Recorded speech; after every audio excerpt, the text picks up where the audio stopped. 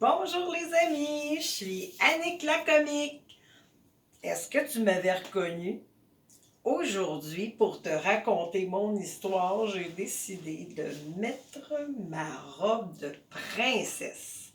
Parce que l'histoire que je vais te raconter parle de princesse, de fesses de princesse et de dragon.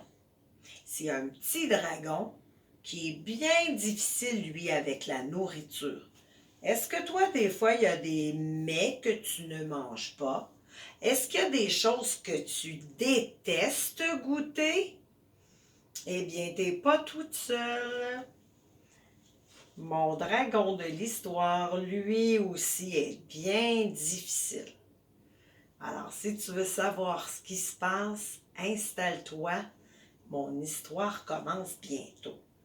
Le dragon qui mangeait des fesses de princesse, une histoire de Dominique Demers, Dany Rodrigue, aux éditions Dominique et compagnie.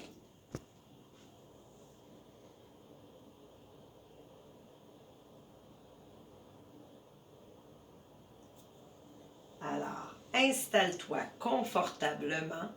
Mon histoire commence maintenant. Le dragon qui mangeait des fesses de princesse.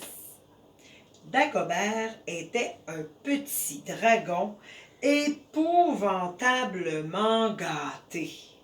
Il piquait des crises monstres pour obtenir tout ce qu'il voulait. Ses parents lui servaient donc uniquement ce qu'il préférait, des fesses de princesse. Oui, oui, oui, t'as bien entendu, des fesses de princesse. Au petit déjeuner, au goûter et au dîner, en boulettes, en papillotes, en giblottes, en pâté et en fricassé.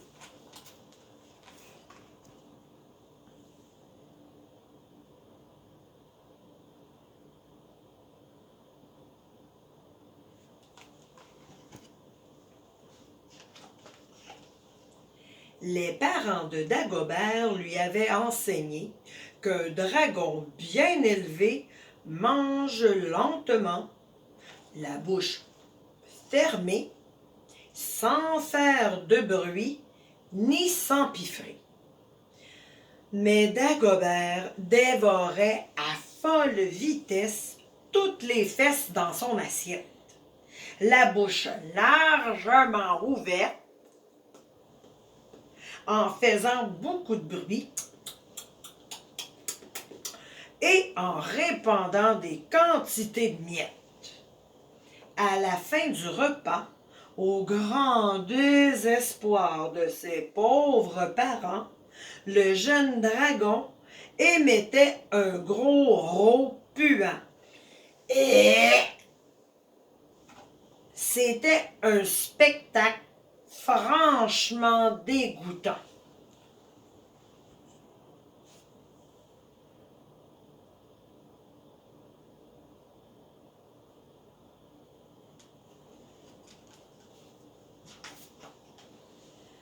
À 6 ans, l'âge où les dragons quittent leurs parents, Dagobert partit à la chasse aux princesses. Il dévora en un clin d'œil une montagne de fesses. Des menus, des dodus, des rondes, des plates, des minis, des rebondis. Il en mangea tant et tant que les princesses ainsi que leurs fesses furent bientôt en voie d'extinction.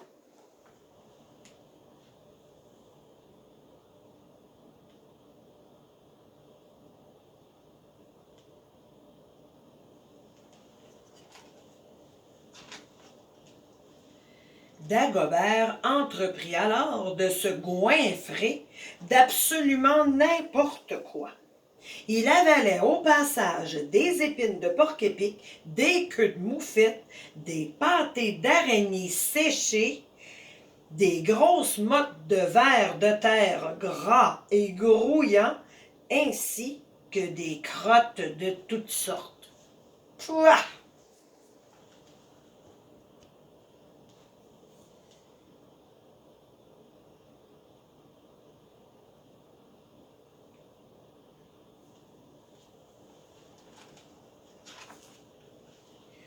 Un jour, Dagobert tomba sur un petit garçon bien rond. C'était Didier, l'enfant le plus désobéissant du village d'à côté. Didier était lui aussi affreusement glouton. Il se gavait en cachette de ce qui est très mauvais pour la santé. Les sandwichs aux frites, les hot dogs surdimensionnés, les chips au chocolat et tous les bonbons qu'il pouvait trouver.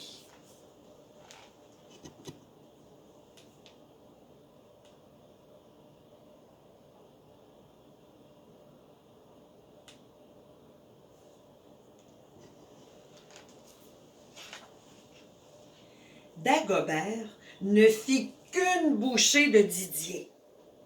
Aussitôt, pour la première fois de sa vie, le dragon fut pris d'épouvantables crampes au ventre. Il sentit son estomac se tordre douloureusement et éprouva un haut-le-cœur si puissant qu'il dut recracher l'enfant.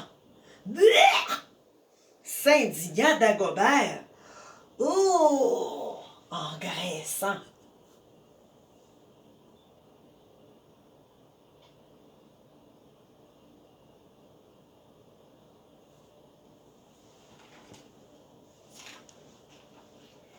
Les jours passèrent.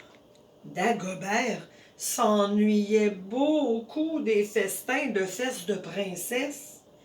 Il crut rêver en découvrant un matin une créature qui ressemblait délicieusement à une princesse. C'était Juliette, le nez toujours plongé dans un livre. La fillette avait perdu son chemin. Le dragon fondit sur Juliette.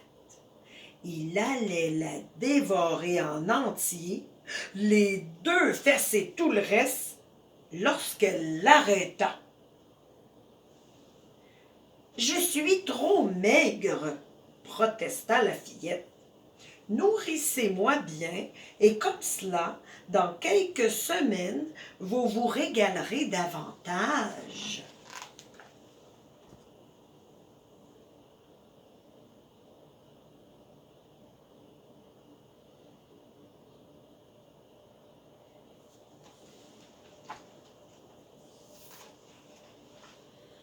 Impressionné par cette logique, le dragon accepta. Juliette réclama sur le champ ce qu'il y a de meilleur pour la santé. Des carottes aux fines herbes, des brocolis gratinés, des pommes de terre au four bien dorées, du poulet grillé. « Tu ne t'enfuiras pas pendant mon absence, n'est-ce pas ?» demanda Dagobert avant de partir à la chasse aux ingrédients. « J'irai cracher sur la tête de ma poupée, » répondit Juliette.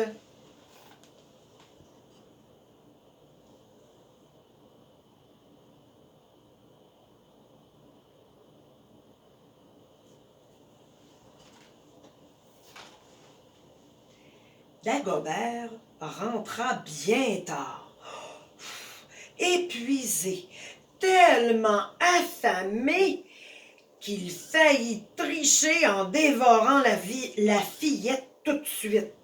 Cependant, Juliette l'accueillit avec tant de remerciements qu'il en fut ému. La fillette prépara les repas en chantant et mit le couvert pour deux et invita le dragon à partager son repas.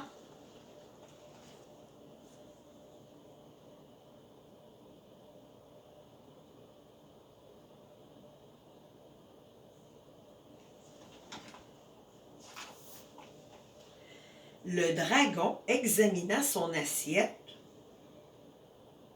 dégoûté. On ne lui avait jamais servi d'aussi coloré, d'aussi parfumé et d'aussi redoutablement bon pour la santé. Juliette insista avec un sourire ravissant que Dagobert prit une bouchée. Miam, mais c'est délicieux! S'étonna-t-il en se léchant les babines. Le repas fut gai, même si Juliette dut souvent gronder Dragon, dont les manières à table laissaient vraiment à désirer. Le lendemain, Dagobert repartit tôt avec une nouvelle liste d'ingrédients à trouver. Et, à son retour, il aida Juliette à cuisiner.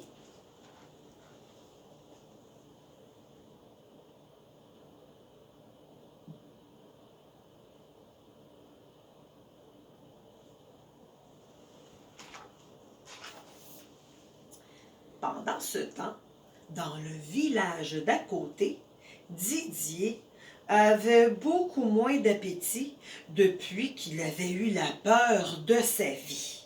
Il s'entraînait désormais d'arrache-pied pour mieux faire face aux nouveaux dangers.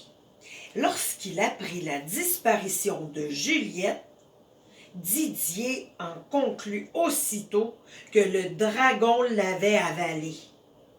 Et, parce qu'il avait toujours été secrètement amoureux de l'adorable fillette, le petit garçon résolut de la venger en affrontant l'effroyable dragon Glouton.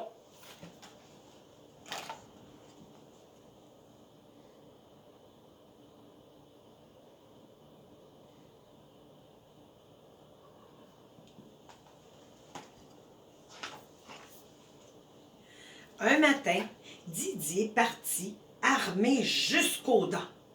Quelle ne fut pas sa surprise, en pénétrant dans la forêt du dragon, d'entendre le rire cristallin de sa Juliette. Le brave petit guerrier fut encore plus étonné lorsqu'il découvrit la fillette et le dragon joyeusement occupés à faire griller des brochettes.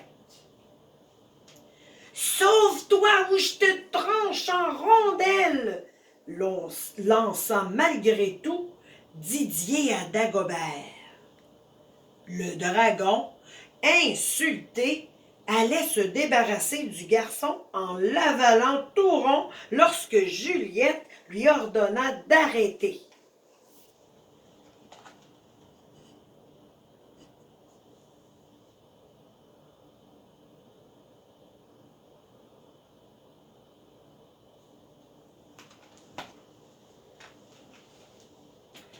En apercevant Didier, si brave, si musclé, la fillette avait senti son petit cœur s'emballer.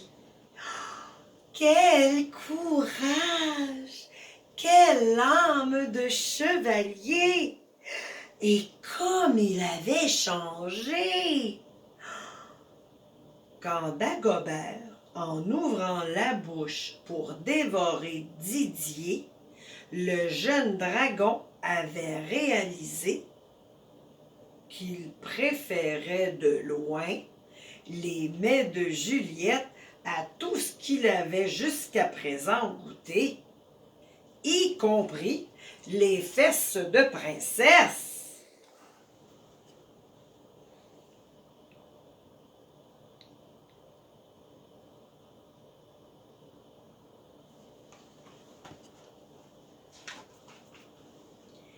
À compter de ce jour, Juliette, Didier et Dagobert devinrent amis.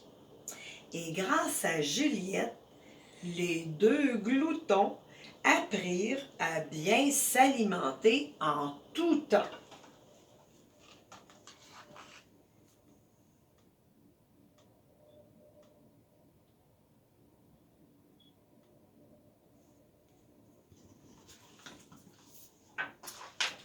En tout temps, ou presque.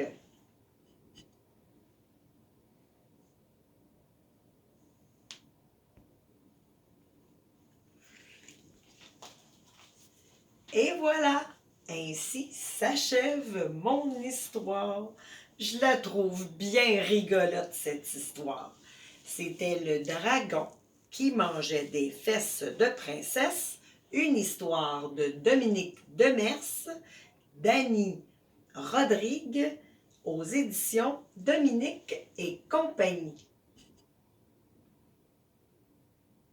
Tu sais ce que je vais faire, moi? Je vais aller me couper un bon morceau de gâteau. Aimes-tu ça, toi, le gâteau? Je l'espère, c'est tellement bon. Alors, c'était Annick la comique. N'oublie pas, tu peux me suivre sur ma chaîne YouTube, Annick, A-N-N-I-K, Bricot. Si tu peux me transmettre tes commentaires, je te dis bye bye, je t'embrasse et à la prochaine. Bye bye.